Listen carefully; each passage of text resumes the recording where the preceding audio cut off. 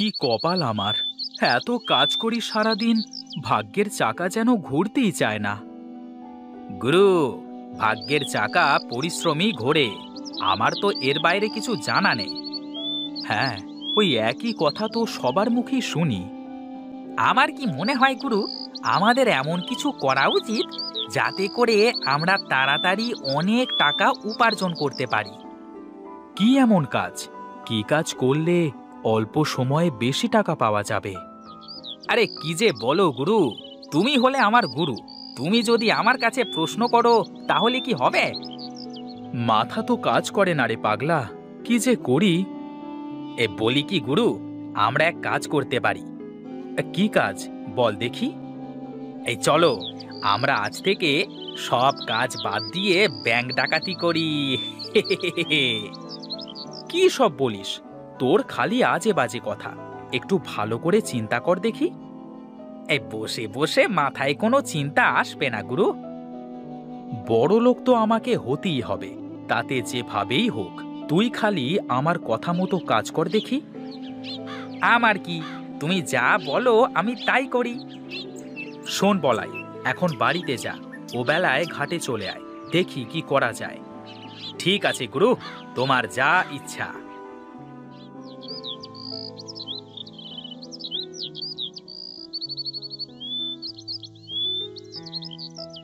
কি গিন্নি, বসে আছো যে?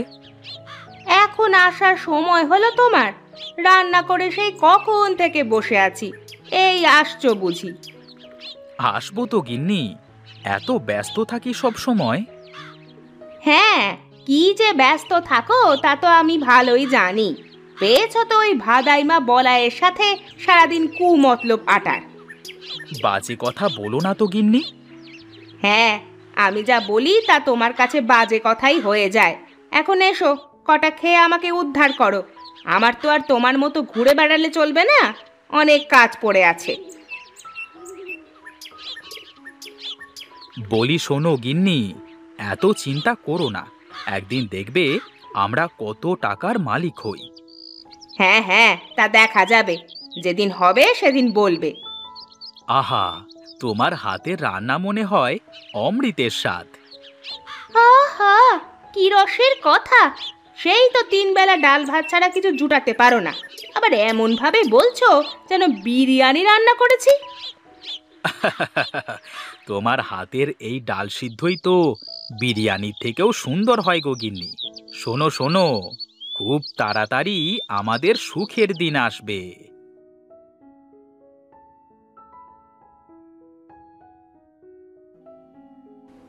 ওরে বলাই, এসেছিস? এই তো বেলা করে কোথায় কোথায় ঘুরে বেড়াচ্ছিস বল দেখি। এই কোথায় আর ঘুরে বেড়াবো, আমি ছিলাম আমার কাজে। এখন বলো দেখি, খাবার টাবার কিছু আছে নাকি? দেখ, ওই ওখানে খাবার বাড়া আছে, খেয়ে নে। আমার তো শরীরটা খুব একটা ভালো না বাবা, তাছাড়া বয়সও তো হয়েছে, এবার একটা বিয়ে কর বাবা।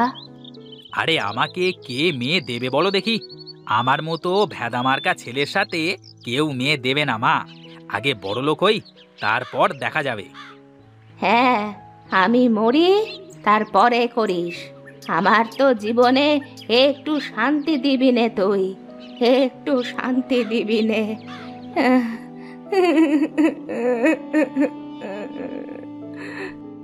এই দেখো মা, প্রতিদিন এক কথা শুনতে আমার ভালো লাগে না, আমাকে আর একটু সময় দাও।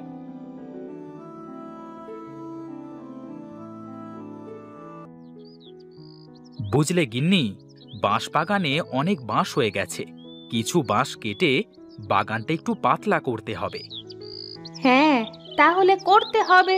তা তোমার ভাইয়ের কাছে কিছু বলেছো নাকি? ওকে আর কি বলবো, আমি যা বলবো ও তো তাই করবে। না, তারপরেও একবার শুনে দেখা ভালো, তা না হলে আবার পরে বলবে যে তুমি ওকে না বলেই এটা করে ফেললে। হ্যাঁ দেখি, ওর সাথে দেখা হলে বলে দেখব।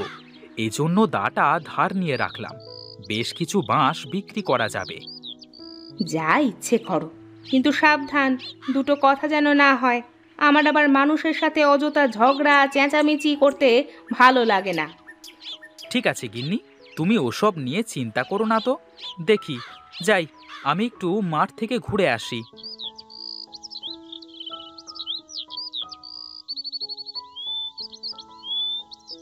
আচ্ছা বলাই, একটা কাজ করলে কেমন হয়? কি কাজ ওস্তাদ, বলো দেখি। আমি ভাবছিলাম, আমাদের তো বিরাট বাঁশ বাগান আছে, আমরা যদি বাঁশ দিয়ে কিছু করতে পারি। বাঁশ দিয়ে কি করা যাবে ওস্তাদ? গাধা নাকি তুই? বাঁশ দিয়ে তো কত কিছু বানানো যায়। হ্যাঁ, তা করা যায়, কিন্তু এগুলো বানাবে কি করে? শোন শোন, আমি বাঁশের ঝুড়ি বানাতে পারি, তুই বাঁশ দিয়ে কিছু বানাতে পারবি না? এই শোনো শোনো, সারাদিন ধরে ওই একটা ঝুড়ি বানিয়ে তা বিক্রি করে কয় টাকা তুমি পাবে শুনি? তাও তো মন্দ বলিসনি। আসলে মাথায় কোনো কিছু কাজ করছে না, কি যে করি। এই বলি কি, আমরা একটা কাজ করতে পারি ওস্তাদ। বল দেখি, কি বলতে চাস তুই?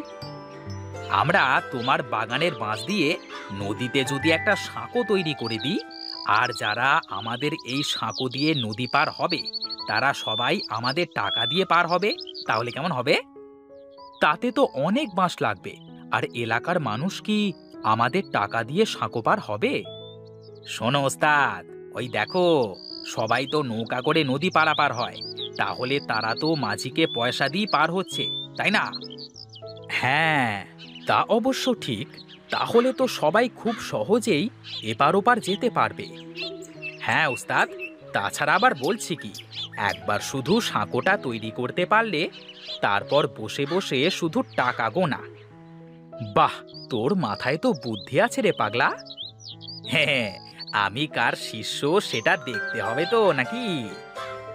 বেশ বেশ, চল চল দেখি, আমরা বড় ভাইয়ের সাথে কথা বলে দেখি সে কি বলে। বাঁশ বাগানে তো তারও ভাগ আছে। এই চলো ওস্তাদ, চলো।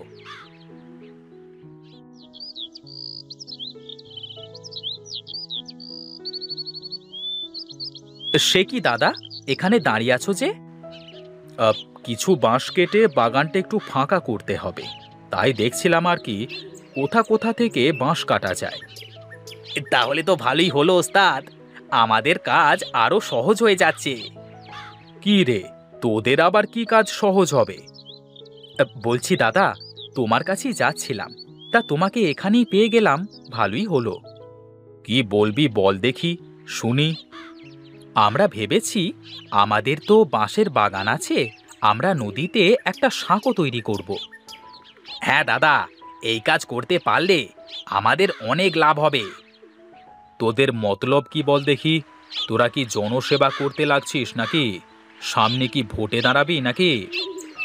আরে দাদা, কি যে বলো, আমি কেন ভোটে দাঁড়াতে যাব? আমি তো ব্যবসা করব। ব্যবসা? সাঁকো দিয়ে কিভাবে ব্যবসা করবি? হ্যাঁ দাদা, বলি, সারা দিন এপার থেকে ওপার, ওপার থেকে এপার, কত মানুষ যাওয়া আসা, এখন সবাই তো নৌকা করেই যাওয়া আসা করে, তাই না? হ্যাঁ, তা করে। এই জন্যই তো আমরা আমাদের নিজের খরচে সাঁকো বানাবো, আর যারা যারা আমাদের সাঁকো দিয়ে পার হবে তারা তারা আমাদের টাকা দিয়ে পার হবে। না ভাই, তোদের এই উদ্ভট চিন্তায় আমি নেই ভাই। আমি আমার ভাগের বাঁশ নষ্ট করতে দেব না। তোদের ইচ্ছে হলে রমেশের ভাগের বাঁশ দিয়ে করতে পারিস, আমাকে এসবের মধ্যে ডাকিস না। এই রে, দাদা তো কিছুই বুঝতেই চাইলো না। আমি বলি কি ওস্তাদ, আমরা আমাদের কাজ করি, দাদা যখন দেখবে আমরা সফল হয়েছি তখন আমাদের সাথে চলে আসবে। ঠিক আছে, কাল থেকেই তাহলে আমরা কাজে লেগে পড়ি। চল, এখন বাড়িতে যাওয়া যাক।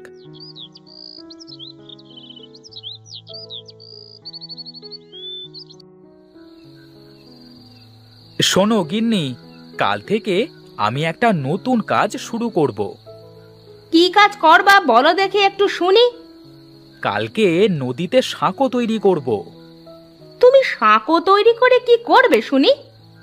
কেন, সবাই নৌকা পার হয়ে কেমন মাঝিকে টাকা দেয়, তেমনি আমার সাঁকো দিয়ে যারা পার হবে তারা সবাই আমাকে টাকা দিয়ে পার হবে। তোমার যা ইচ্ছে করো, আমার ওসব নিয়ে কোনো মাথা ব্যথা নেই। উঠে পড়লে যে? কি করব বলো তো, আমার খাওয়া শেষ, আর বসে বসে তোমার ওই ফালতু প্যাঁচাল শোনার সময় নেই আমার। আমি ঘুমাতে যাচ্ছি।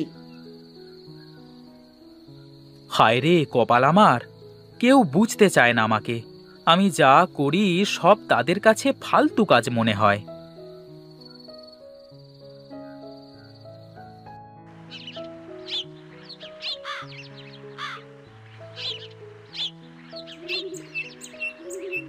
শোন বলাই, আমি বাঁশ কাটতে থাকি আর তুই বাঁশগুলো গাড়িতে করে টানতে থাক।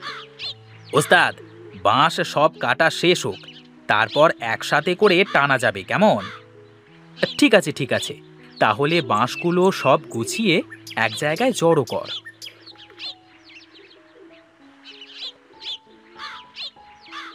বাঁশ তো সব কাটা শেষ রে বলাই, এবার নে গাড়িতে ওঠা সব বাঁশ। ঠিক আছে ওস্তাদ।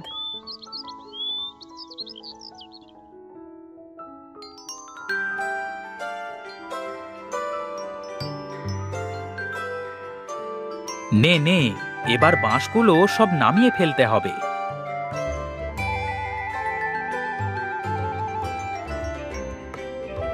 যাক, এবার শুধু সাঁকোটা বানানোর কাজ।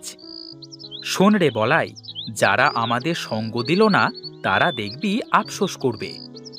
ওস্তাদ, আমি জানি তুমি যা করো তা সব ভেবেই করো। বুদ্ধিটা আমার হলেও এটা ভালো না মন্দ তা তো তুমি ভালো করে ভেবেছো, তাই না? হ্যাঁ রে, আমি সব ভেবেই করছি। নে নে, কাজ শুরু কর।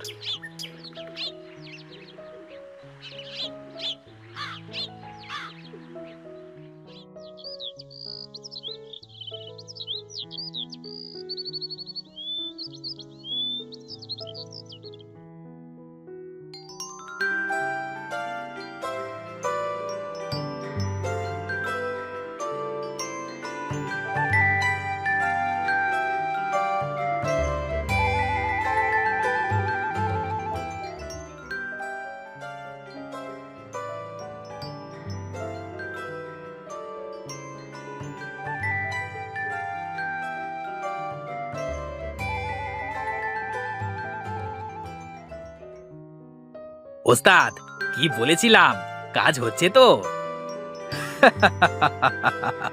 হ্যাঁ রে হ্যাঁ, আজ এই ভাগের বাঁশবাগান আমার ভাগ্য খুলে দিল রে বলাই। এখন আর আমাদের কোনো চিন্তা নেই ওস্তাদ, বসে থাকবো আর টাকা চলে আসবে। এখন আমার দাদা বুঝবে যে সে কি করেছে। তার ভাগের বাঁশ এখন সে চিবিয়ে চিবিয়ে খাবে। শোন বলাই, তুই বস, আমি গেলাম। তোর বৌদির জন্য গঞ্জ থেকে কিছু কিনে নিয়ে যাই। এখন তো আমার টাকার কোনো অভাব নেই রে। ঠিক আছে ওস্তাদ, যাও, আমি আছি।